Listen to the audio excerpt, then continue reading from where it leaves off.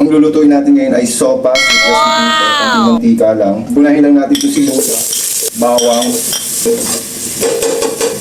Pag aromatic na yung ating bawang at sibuyas, lagyan na natin itong ating egg. Pangkot lang natin ng maigi. Patis. Paminta.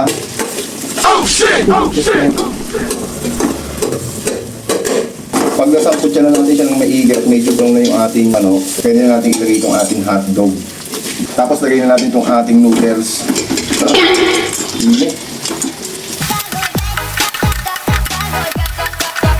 Lagyan na natin siya ng tubig. Hanggang 5 tasa. Depende na sa inyo kung gusto yung dami. Tapos haluin lang natin siya ng haluin para hindi siya dumikit sa ilalim. Takpan lang natin para mabilis siyang kumulo. So ayan, kumulo na siya. Haluin lang natin. Tapos tikman natin. Medyo matabang siya, dagdagan natin siya ng patis para walang mintis. Yan. Tapos haluin lang natin siya ng haluin. Ay, yung hotdog ang niluto na siya sa pagkakakulo.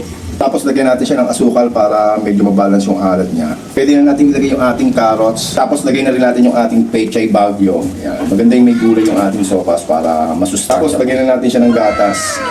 Masarap yung maraming gatas. Yung lahat na natin. Todo yan. O Pipo, pwede ka na kumain ng ating masarap na sopas. Yan, pwede.